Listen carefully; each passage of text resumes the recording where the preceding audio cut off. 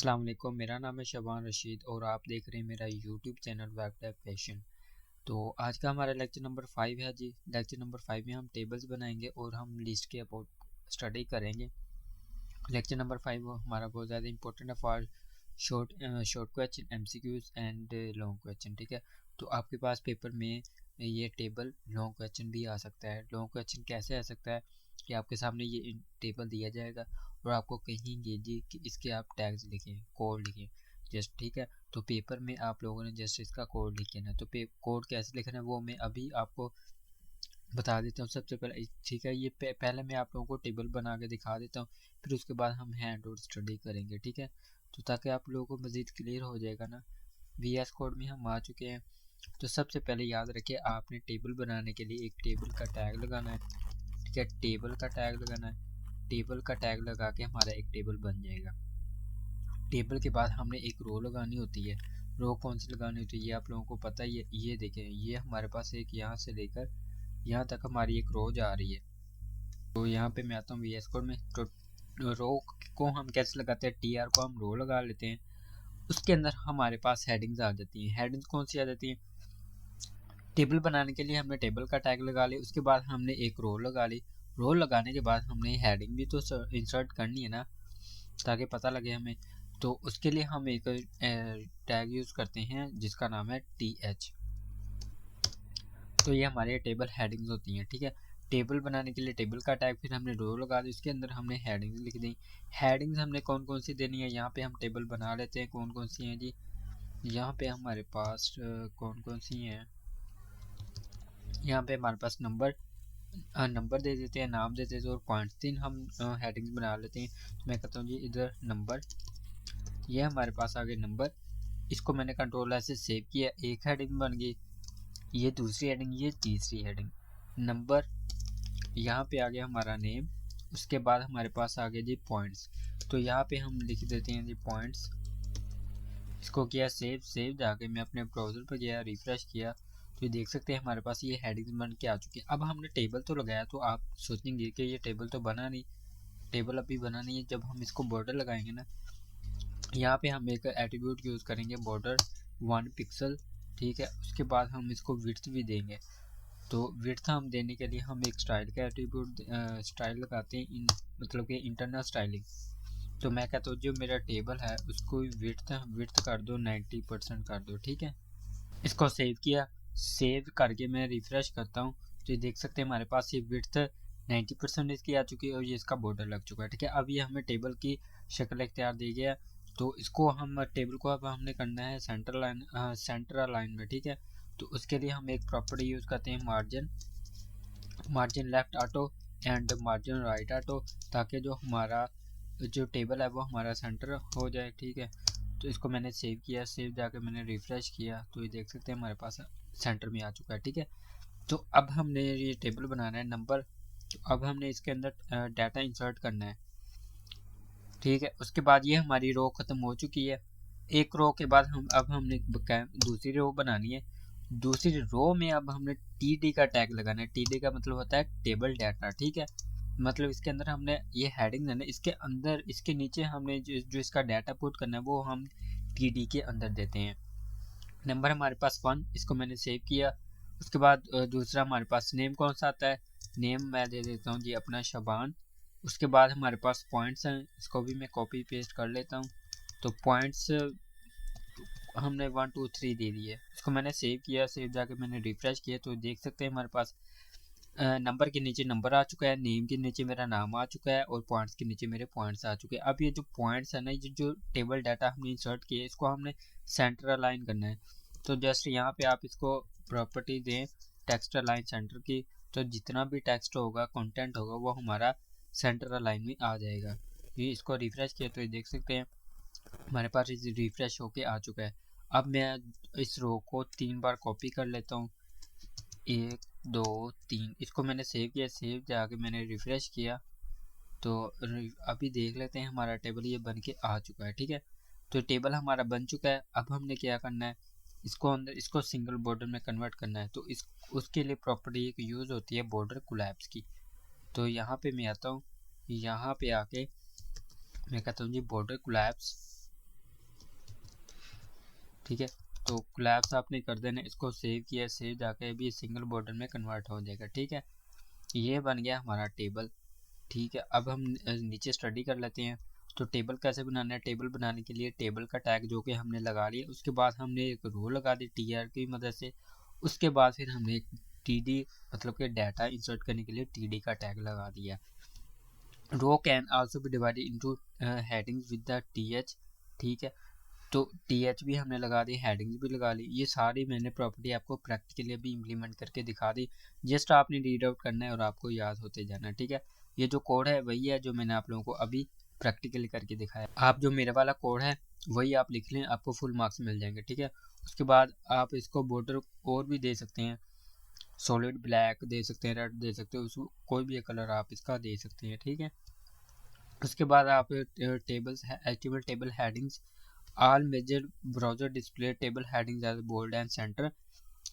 Table के अंदर हमने ये देखें, टेबल के अंदर हमने हेडिंग दी ना, तो ये बोल्ड और सेंटर लाइन है। ठीक है, उसके बाद हम इसकी विड्थ इधर 100% दी है, हमने 90% दे दी है। ठीक है, उसके बाद हमारे पास टॉपिक है HTML टेबल हैंडलिंग्स का। तो टेबल में हम जो सेल है हमारे पास, मतलब कि जो कॉलम है, रो है, हम उसको बढ़ा भी सकते हैं। ठीक है, फैला सकते हैं। कैसे? कॉलम स्पैन और रो स्पैन की मदद से। तो यहाँ पे मैं आता हूँ, ये मेरे पास एक टेबल डी है ना, इसको मैं कहता हूँ जी कॉलम स्पैन 3। सेव किया, रिफ्रेश करता हूँ मैं अपने ब्राउज़र को।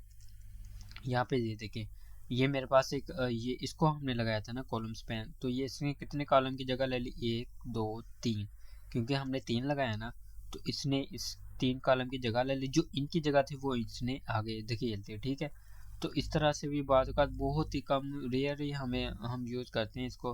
वैसे जस्ट स्टडी के लिए आप लोगों को मैंने करवा दिया। इसके बाद आप रोज पेन भी कर सकते हैं। मैं इसको कर देता हूँ रोज पेन।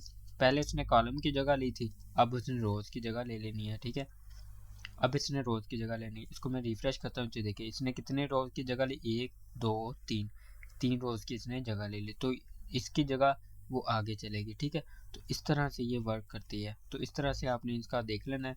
बस यही जो मैंने टाइटल लगाए हैं यही आप लोगों ने लिखने हैं। बाकी आप यहाँ से रीड करते जाएंगे, आप लोगों को पता चलता जाएगा। उसके अलावा हमारे पास कॉन्सेप्ट है जी सेल पैडिंग और सेल स्पेसिंग का। तो सेल पैडिंग हमने सेल के अंदर कोई फासला देना हो तो उसके लिए हम सेल पैडिंग यूज़ करते हैं। अगर हमने सेल के बाहर स्पेस देनी हो तो उसके लिए हम सेल स्पेसिंग का एट्रीब्यूट यूज़ करते हैं। जैसे आपने यहाँ से रीड आउट करना है और कुछ भी नहीं है। उसके बाद हमारे पास है जी, इसको आप कलर को, टेबल को कलर भी दे सकते हैं, वो आप पे डिपेंड है कि आप कैसे दे सकते हैं। ठीक है, उसके बाद हमारे पास नेक्स्ट टॉपिक है जी HTML लिस्ट का। ये भी आपके पास इंपॉर्टेंट शॉर्ट क्वेश्चन भी है और लॉन्ग क्वेश्चन भी है। हमारे पास 3 किस्म की लिस्ट होती है, अनऑर्डर लिस्ट होती है, ऑर्डर लिस्ट होती है और एक डिस्क्रिप्शन लिस्ट होती है। सबसे पहले हम स्टडी करते हैं unorder list. And unorder list start with the UL tag. Unorder list को हम यूएल टैग से स्टार्ट करते हैं। Each list start with the LI tag, और जो हम लिस्ट बनाते हैं वो हम एलआई टैग से मदद से बनाते हैं।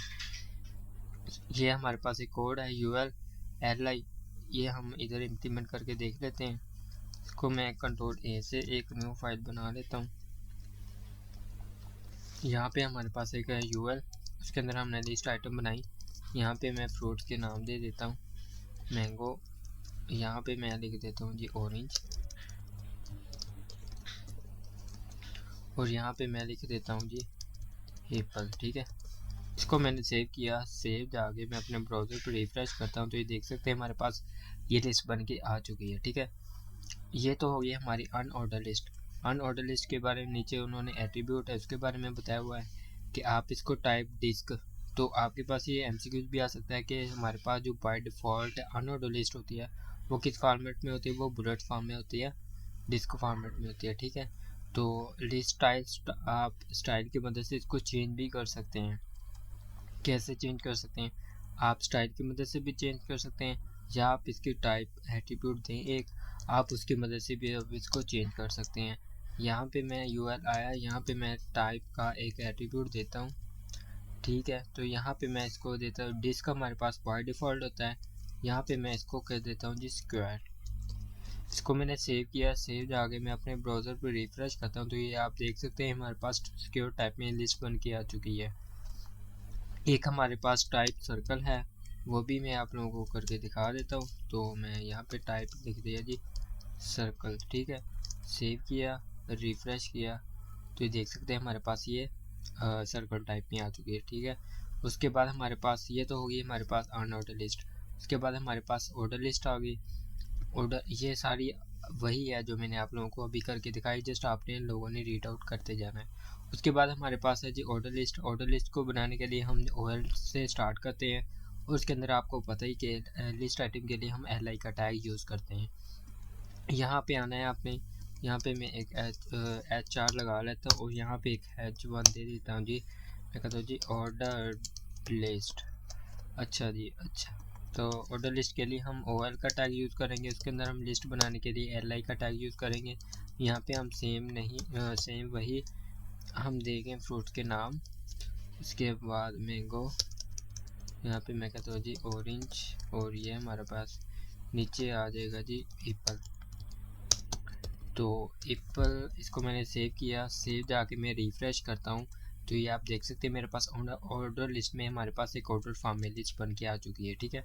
अब ये ऑर्डर लिस्ट फॉर्म में आ चुकी है। आप इसकी टाइप अपर केस भी कर सकते हैं, मतलब कि यह 1 2 3 से स्टार्ट हो रहा है ना, आप अल्फ़ाबेटिकली भी आप इससे स्टार्ट कर सकते हैं। फॉर एग्जांपल आप इसकी टाइप दे दें कैपिटल A दे दें या आप स्मॉल A दे दें, तो उस हिसाब से ये आपकी लिस्ट बन जाएगी। तो मैं यहाँ पे आता हूँ, OL का टाइप दे के मैं यहाँ पे टाइप दे देता हूँ जी। यहाँ पे कैपिटल A दे देता हूँ और यहाँ पे मैं टाइप दे देता हूँ रोमन, ठीक है। इसको मैंने सेव किया, सेव जाके मैंने अपने ब्राउज़र को रिफ़्रेश किया तो ये आप देख सकते हैं हमारे पास ये कैपिटल फॉर्म में आ चुके हैं और ये हमारे पास रोमन फॉर्म में आ चुकी है। तो ये होगी हमारी अनऑर्डर लिस्ट। आप इसको टाइप नंबर भी दे सकते हैं, ठीक है। टाइप नंबर वैसे बाय डिफ़ॉल्ट ही होता है। उसके बाद हमारे पास क्या आपने जस्ट रीड आउट करनी है। थर्ड हमारे पास आ जाती है HTML डिस्क्रिप्शन लिस्ट। तो डिस्क्रिप्शन लिस्ट के लिए आप DL का टैग यूज़ करते हैं जो कि डिफ़ाइन करता है डिस्क्रिप्शन लिस्ट को। उसके बाद DT का टैग है जो कि डिफ़ाइन करता है नेम को, एंड DD का टैग डिफ़ाइन करता है डाटा को, ठीक है, डाटा डिस्क्रिप्शन को, ठीक है। तो ये इस तरह से ये आप डिफ़ाइन करता है। ये मैं इसका भी आपको प्रैक्टिकल करके दिखा देता हूँ। तो डिस्क्रिप्शन लिस्ट के लिए आप DL का टैग यूज़ करते हैं, उसके अंदर आप एक DT का टैग यूज़ करेंगे और उसके अंदर आप एक DL का टैग यूज़ करेंगे, ठीक है। DT फॉर एग्जांपल मैं देता हूँ जी व्हाट इज़ कंप्यूटर साइंस। हमने कौन सी टर्म देनी है उसका नाम आ जाएगा, उसके नीचे इसकी डिस्क्रिप्शन लिस्ट आ जाएगी, ठीक है। मैं ये लोरेम इप्सम जो कि बाय डिफ़ॉल्ट हमारे पास टेक्स्ट है वो मैंने यहाँ पे दिया है। सेव किया, सेव जाके मैं अपने ब्राउज़र को रिफ़्रेश करता हूँ तो ये आप देख सकते हैं हमारे पास एक उसका नाम आ चुका है, ये उसकी डिस्क्रिप्शन आ चुकी है। तो ये डिस्क्रिप्शन लिस्ट इस तरह से डिफ़ाइन होती है। ये तो तीनों लिस्ट होंगी हमारी। उसके बाद नेक्स्ट टॉपिक है हॉरिजॉन्टल लिस्ट भी आप बना सकते हैं style with ways in CSS की मदद से आप एक हॉरिजॉन्टली लिस्ट भी बना सकते हैं, ठीक है। तो वो हम आगे आने वाले टॉपिक्स में मैं आप लोगों को करके दिखा दूंगा कि हम हॉरिजॉन्टली लिस्ट कैसे बनाते हैं, ठीक है। HTML ब्लॉक लेवल एलिमेंट है, ये आपके पास बहुत ज़्यादा इंपॉर्टेंट कॉन्सेप्ट है। ब्लॉक लेवल एलिमेंट्स कौन से हैं हमारे पास, इनलाइन एलिमेंट्स कौन से हैं। तो ये एग्जांपल है जी H1PUL टेबल, ये सारे हमारे पास ब्लॉक लेवल एलिमेंट्स है। जबकि इनलाइन एलिमेंट्स कौन से हमारे पास B का टैग, TD का टैग, A का टैग, IMJ का टैग, ये हमारे पास है जी इनलाइन टैग। ये जो हमारे ब्लॉक लेवल एलिमेंट होते हैं लाइक H1PUL टेबल, ये हमारी फुल विड्थ लेते हैं। जो कि हमारे पास इनलाइन जो एलिमेंट होते हैं जितना उसका कॉन्टेंट होता है वो उतनी ही स्पेस लेते हैं। मैं आप लोगों को एग्जांपल यहाँ पे दिखा देता हूँ। फॉर एग्जांपल H1 हमारे पास एक ब्लॉक लेवल एलिमेंट है ना, तो मैं लेता हूँ ब्लॉक लेवल एलिमेंट, ठीक है। इसको मैंने सेव किया, सेव जाके मैंने रिफ़्रेश किया। अब ये देखिए हमारे पास H1 तो आ चुकी है। इसको मैं F12 से इंस्पेक्ट करता हूँ। यहाँ पे आना है, ये देखिए इसको मैं सेलेक्ट करता हूँ तो ये देख सकते हैं ये हमारे पास फुल विड्थ ले रहा है यहाँ पे। ये हो गया हमारे पास ब्लॉक लेवल एलिमेंट का कॉन्सेप्ट। उसके बाद हमारे पास है जी एक स्पैन इनलाइन हमारे पास टैग है, तो मैं लिख देता हूँ इनलाइन टैग। इसको मैंने सेव किया, सेव जाके मैंने अपने ब्राउज़र को रिफ़्रेश करता हूँ तो इसका भी मैं आपको कॉन्सेप्ट बता देता हूँ। ये जितना कॉन्टैक्ट होगा ये जस्ट उतनी ही स्पेस लेगा। यहाँ पे हमें ये देखो, ये जितना उसका कॉन्टैक्ट है उतनी ही उसने स्पेस ली है। तो ये इसका कॉन्सेप्ट है। तो इनलाइन एलिमेंट आपने देख लेना यहाँ से कौन से हैं और ब्लॉक लेवल एलिमेंट कौन से हैं, इनमें से क्या डिफरेंस है, ये आपके पास शॉर्ट क्वेश्चन आ सकता है। उसके बाद डिव है, डिव का कोई मीनिंग तो नहीं है, ये भी हमारे पास एक ब्लॉक लेवल एलिमेंट है, ठीक है, जो कि हम मोस्टली अब डिव ही यूज़ करते हैं।